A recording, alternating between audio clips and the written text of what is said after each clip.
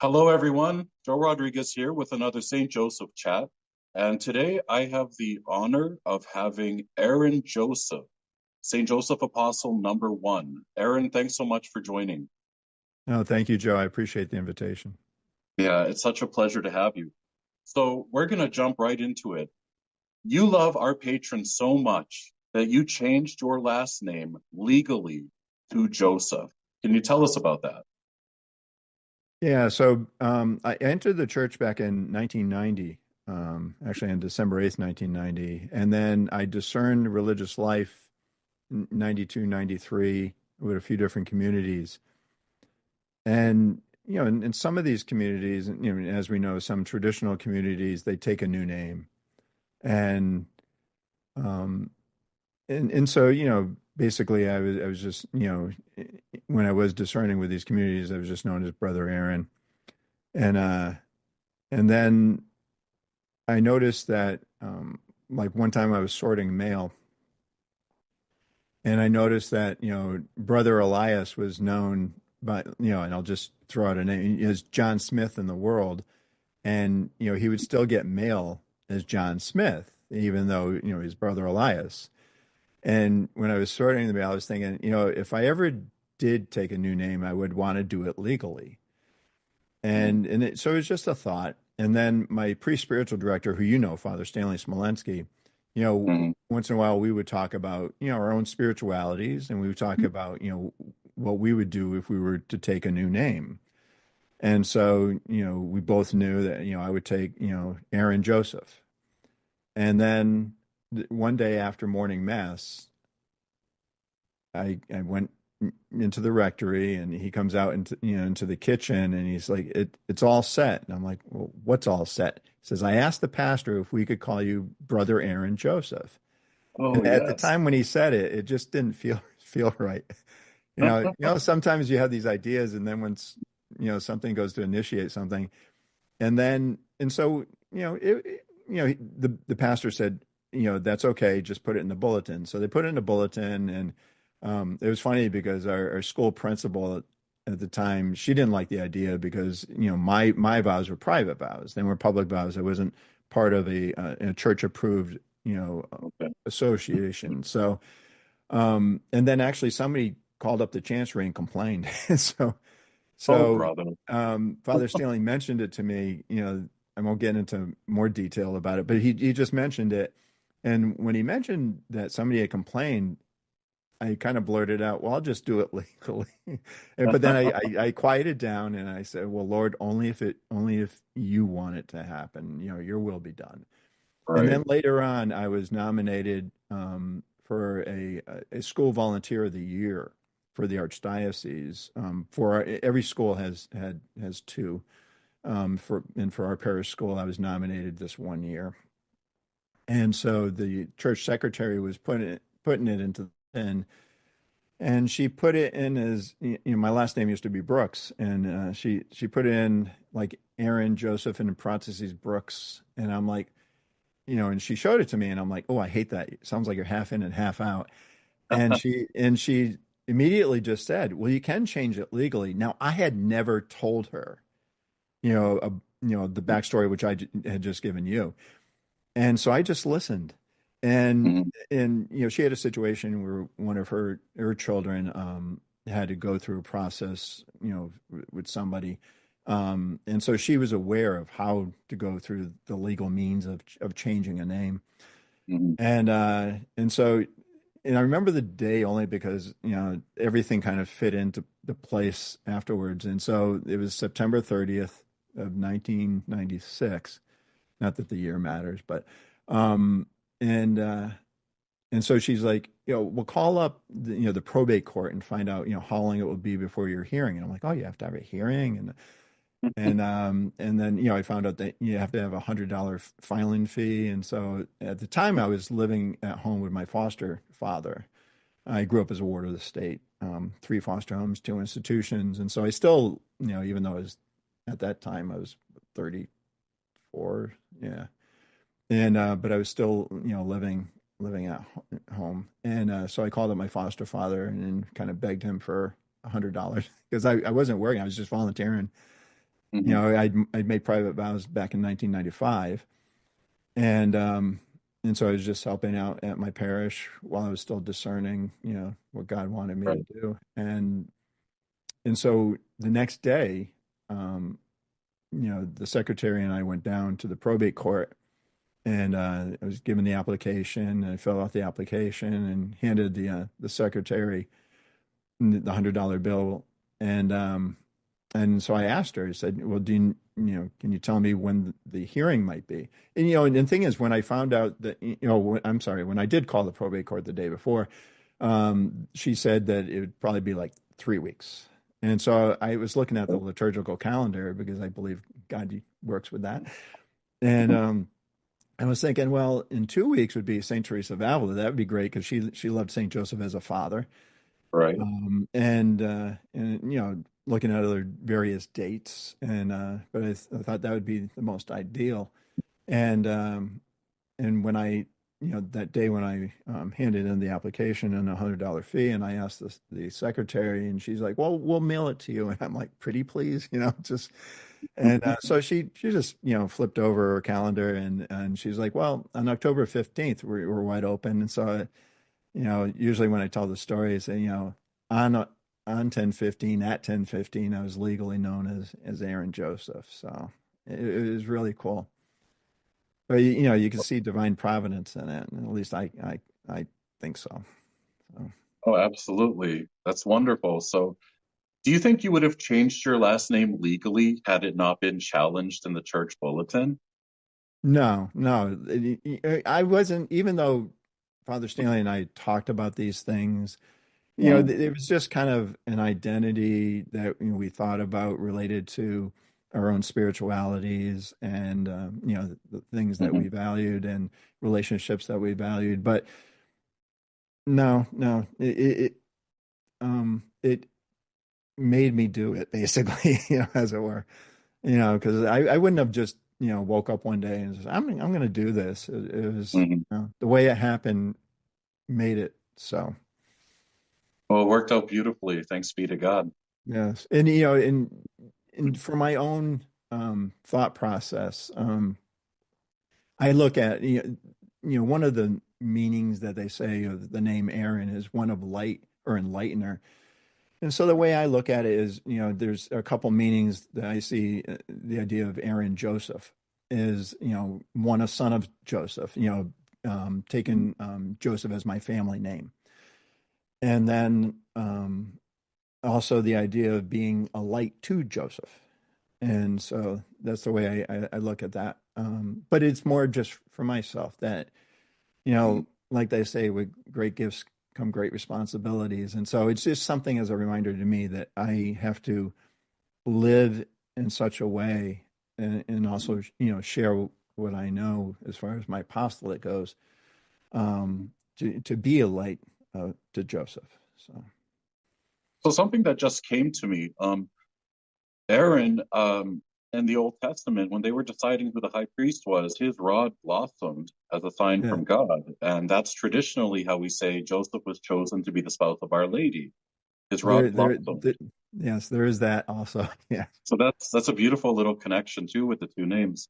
There is. So, Sometime you know, maybe after the call, I'll send you there's an iconographer that he made an icon, you know, basically with the name Aaron Joseph, you know, tying in Aaron and Saint Joseph. yeah, I'd love to see that. And he So, did it independent of me. He just did it. I'm like, oh, I gotta oh, get that. Yeah. God bless him. Yeah. So tell us about your apostolate. You have an apostolate and a website, ourpatron.net. Yeah. Give us some of the info. So basically, um, I so like I said, I was discerning religious life. Mhm. I was discerning who God wanted me to follow, as it were. You know, who is my patron? Right. And you know, I discerned with two Franciscan communities. One was Capuchin, the other was a spin-off of the Conventuals, which lived more of a Saint Maximilian Kolbe. You know, they're the Franciscans of the Immaculate. And then I also discerned with a Maronite contemplative cloistered community. And And then also I was part of a men's group that was learning the spirituality of Saint Teresa, the Child Jesus. And, nothing seemed to click. And the way I describe it is, I got an invitation, as it were, through prayer. I was, I was at work. I had a delivery job, and I was praying my rosary as I always did, as long as I knew where I was going. Mhm. And I felt the presence of Saint Joseph come to me and ask me if I would be willing to learn about him. And that was Wow. really the beginning of all of this. But then there was also the presence of Our Lady, and I felt her ask me if I'd be willing to love her as Saint Joseph did. And then I felt the presence of the communion of saints. They love all of us, but I felt them share their love for me. And at the time, I was also praying like Saint Therese, who would pray, to all the saints to give her, a million times their spirit. So Mhm. I would pray in that way too. And to me, the whole thing was, and I came to grow in this over time, to grow in my understanding and appreciation of what I call Saint Joseph's place in the earthly Trinity. And it's a build upon, because while I was discerning, especially with the Franciscans of the Immaculate, and I was also studying St. Louis de Montfort's writings. So consecration to Our Lady was very big in my life, and so the whole idea of to Jesus through Mary. Right. And so what basically was, I believe, given to me was an appreciation of to Jesus through Mary in the spirit of Saint Joseph, Mhm. understanding the third, his place, as the third person of the earthly Trinity. Of course, Jesus being the first person, Mary being the second. And so basically this apostolate is about that. It's about bringing to light, as it were, Saint Joseph's place in the earthly Trinity as patron of the church and model of devotion to Mary. Pope Benedict XV, he and for the 50th anniversary of Saint Joseph being proclaimed patron of the church, he had this document, he wrote this document back in 1920. And I might abuse the pronunciation, but it's like bonum sane. Um, and in it, he says, the English translation is, in fact, through Joseph, we go directly to Mary, and through Mary to the origin of all holiness, Jesus. And the Yeah. second part of it, he says, who sanctified the domestic virtues by his obedience to Saint Joseph and Mary. And so I modified that, because originally he's talking about Joseph and Mary married to Jesus, and I'm like, Mhm. well, in keeping consistent with that, not looking at it as just imitating Jesus and loving our parents, but really loving Joseph and Mary. So I modify that and saying, and again, this is also an extension of creation, because people who promote devotion to Our Lady said, we are to be devoted to Our Lady in imitation of Jesus. And I said, well, you're talking about that. You're also talking about Saint Joseph. Yeah. And so, my modification is, who consecrated devotion to both Joseph and Mary by his obedience to them. And that's really, why the word both is in there, because, again, this is a build upon. Father Stanley had written a paper for the Seventh International Symposium on St. Joseph back in 1996, seeing the work that I was doing, but also seeing some other apostolates that were promoting St. Joseph as model of husband and father. Mhm. It was entitled St. Joseph's Place in the Third Millennium. And, he saw it in the first millennium, it was all about, Jesus and the church, the dogmas defending, Christ and who he truly is. But then he saw the second millennia in general. It's not like a fine line at the year 2000, Yeah. year 1000, and all of a sudden it's a switch over or something. But he saw in the second millennia an increase in understanding and appreciation of the role of Our Lady. The great Marian saints, the Marian dogmas, cathedrals raised in her honor, etc. Yeah. And he was prophesying that he saw the third millennia being, an age of Saint Joseph, as it were. And I think we could all testify to that, that, we see that. I see that in your work. We see that in what Father Calloway did, Mm, Pope Francis, naming, 2020 to 2021, the year of St. Joseph, yeah. etc. So, Absolutely. His time is now, and it's obvious by looking at the world why God kind of reserved him for our times, because more than ever, we need that father figure. We need that man of the house. We know we have to know how to be chaste men. I wanted to ask you, do you have any favorite prayers or devotions to Saint Joseph? well, you know of my litany to, litany of the earthly Trinity. Yes, And I do. that really is, it's my favorite prayer. Because it's a meditation and it's also an intercessory prayer, but to the three, and that's, it's the way I look at devotion to Saint Joseph. I don't separate him, as it were. And I think overall, anybody who has devotion to any saint, you can't just isolate them. They're not islands. Mhm. It's all about their relationship to our Lord, and for some, also through Our Lady, explicitly. Um, so, like you said, to me, it's like every time I pray the litany, it just, we sometimes people talk about centering prayer, and it's like this prayer always brings me home. Mhm. If my mind or my activity has wandered, this always brings me back, and keeps me, focused on them, which I truly value. It's an absolutely beautiful litany, and what I'll do is I'll put a link to it in the Okay, description let me for let the me let me send you another the one. latest.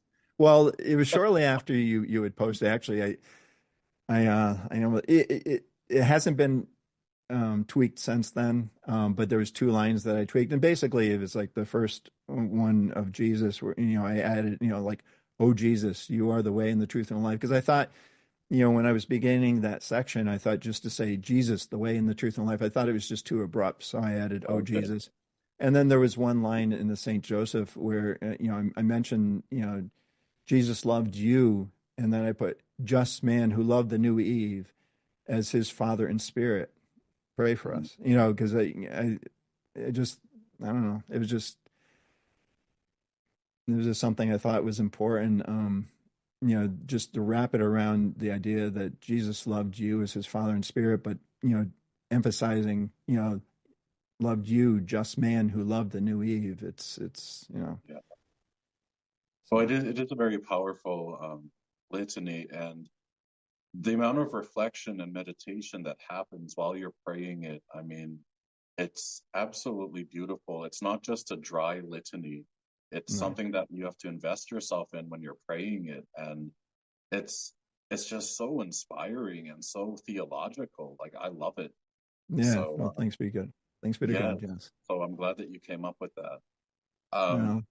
if you were to meet Saint Joseph, say you're having a cup of coffee, and you could ask him one question, what would you ask him? What would you always have wanted to have asked him? Well, first of all, I would probably have a cup of tea. Oh, okay. No, no, just kidding. No, basically, while I think, the three main documents that I share universally are, as you know, the Apostolate introduction, Mm, the essay, St. Joseph's Place in the Earthly Trinity, and then the Litany. You know, I I think you know, I think, they form a beautiful teaching. I think they're complete, but I would like confirmation of that. So to me, I would ask St. Joseph, are these writings true and good, beneficial for everybody, and any tweaks necessary? Still further. And basically that's what I would, because the thing is, whatever I share with others, I really want to be true and good. you know. Oh, that's awesome. So you kind of want to get his stamp of approval on what you're Yeah, saying. you know, and then Yeah. you know, if anything needs to be tweaked, fine, let's tweak. You know, because I don't profess Yeah. to to be perfect with anything here. So. Oh, that's really good. So if people were wanting to develop a relationship or devotion to Saint Joseph, do you have any advice for maybe some beginners who don't really have anything to do with Saint Joseph but want to?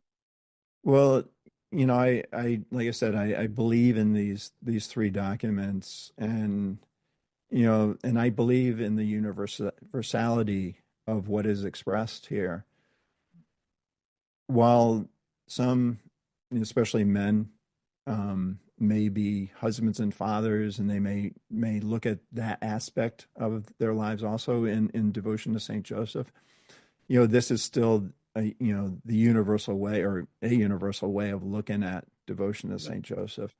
I would start there, and then if you need him, it's funny because you know um, I look at my own life, in my own devotion, as it were.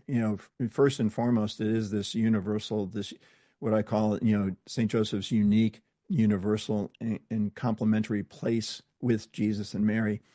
Right. And that's like the beginning focus. But then for my own self, I brought it to kind of a radical response, as it were, which is like a fourth document, which I have on my website. And it's for those who want to live as a consecrated disciple of Jesus, the Son of God and Son of Joseph and Mary, who Oh, will make, like I said, private vows, of chastity, poverty, and obedience, obedience to the spirit of Saint Joseph and the life nurturing wisdom that Mary is to pass on, as I express it. But like I said, but then there are others that wouldn't do that, aren't going to live as a consecrated, mhm. um, in that sense of, like I said, the evangelical councils, but they're um, fathers, husbands and fathers, and so they want to live that, and so they'll meditate on Saint Joseph in that way. But I still think there's this Right. universal, just like Mary. Mary can be, for women, a model wife and mother for those that, of course, are married with children. But we know that she has a unique, universal, and complementary place with our Lord, and you know there's still that aspect that you can't just sit there and say, well, I love Mary as my model of wife and mother. There's that universal role, and the same thing with Saint Joseph. And so to me, I would encourage people to you know reflect on what is expressed in these documents. The one thing I like about having these three, the three pieces of paper, basically, with text on the front and back. And not that I'm saying anything against people like yourself who write books, but this information is free. It's easily accessible. Nobody has to buy a book. And again, not that I'm against anybody who writes books, but I just see like an availability that's there for everybody. In the briefness of it is, that's there. It's not a book. It's So like I that's said, on it's your, basically six. It's basically 6 pages. okay. But then So that's also, on, go sorry, ahead. that's on ourpatron.net, right? Yes, Okay. yes, yeah, and and especially continue, to like start praying with the litany and continue with it, because like I can pray it, and I think yourself, you can pray it, especially after reading the first two documents, which a lot of the teaching is based on quotes that are in those two documents. Yeah.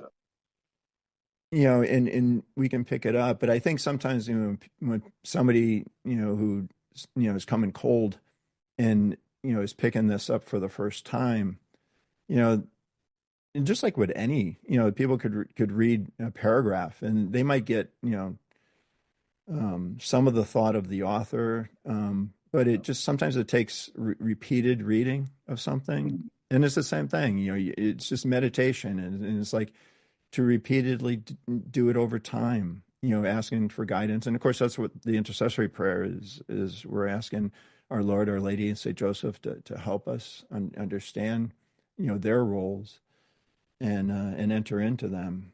And so just give it time. Don't just like, read it, especially the prayer, just read it, kind of rote and just let it go, but really pray it, meditatively and do it over time. Let it really sink in to the meaning of all the lines. So My priest friend used to always say with stuff like that, always just let it simmer. You don't have to get it yes, right away. Just let yeah, it simmer. yeah, And yeah, especially in Catholicism, there's so many beautiful devotions and texts out there, and some of it can seem overwhelming at first, but right, you know, yeah, take what you can and let it simmer. The rest will come. 100%. So, Aaron, did you have anything else that you'd like to share before we call this a night? No, Anything I, on your I, I mind? just I appreciate the opportunity to share this. You know, I guess one other thing I would ask Saint Joseph is, where do we go from here? You know, um, Yeah. I'm trying to be open. Like, I try to live this myself. I try to advance in wisdom and grace as I age, as it were. Mhm. By just growing in it, just growing in the perfection of it, getting better, and living Mhm. it every day. Is there a possibility of, I would think, especially other men joining, making that consecration, or living that consecrated life in imitation of Saint Joseph? That's the one thing that, we look at Saint Joseph, or there's some that look at Saint Joseph as model husband and father, but you got three virgins that were in that family. Yeah. And and we know that Mary is a model of religious life too. She's not just a model wife and mother, Mhm. but she's a Right. model of religious life. And you could say the same thing about Saint Joseph. And so there is this other level of, while there's a universal truth for everybody that he's patron of the church, therefore he's patron of each and every one of us. Yeah. And we need to understand and appreciate his relationship to Mary and to Jesus through Mary. And So, oh, but the thing is, I think there's also another level for and I think maybe for some men, who would live this in a radical to a radical degree, and then share that universal truth. Um, mhm. and so, I'm open to that if that's God's will. So a quick question. To do this consecration, do you would you have to be a virgin in order to do that? Because I know No, that there would be a vow of celibacy, right? But if you're no, already no, yeah, no, no. Um, okay. to be transparent, Hmm. I'm not a Okay. virgin. So, I lived, Okay. I was engaged twice. It was like, you know, I It's was, never but, too but, late. but the thing is, it's like, no, there is the idea of chastity. Matter of fact, that's Yeah. the wording I use is chastity. Okay. And so, you know, to live that after you make the Hmm. vow of change. And same thing with poverty. It's it's not a strict, like you can't own anything, but it's Right. as I word it, it's doesn't exceed the needs of vita consecrata, or the consecrated life. Hmm. We need things, but it's not like I don't own a home, I don't own stocks, I don't own this, I don't own that, and I Hmm. purposely do that. I do, I have a car, I have things that I Hmm. need in order to live and to do what I need to do. So Um, just to live humbly, basically. yeah, yeah, but to live my consecrated life, that's the focus. And then, like I said, the obedience is, to the spirit of Saint Joseph. In other words, his love, his devotion to Mary, Hmm. and in doing so, being obedient to her, understanding that she is the teacher of the whole church. Her Yeah. role is to lead us to Jesus, um, most intimately, and again, along with what Pope Benedict XV wrote. Mhm. Through Joseph, we go directly to Mary, and through Mary to the origin of all holiness. So, Absolutely. Well, Aaron, thank you so much for taking the time to kind of sit and chat about our patron, St. Joseph. I really do appreciate it. I know we've been trying to connect for a little while, and I'm glad that it finally happened. I'm very grateful to you. amen. I'm grateful for you, Joe. Thank you very much.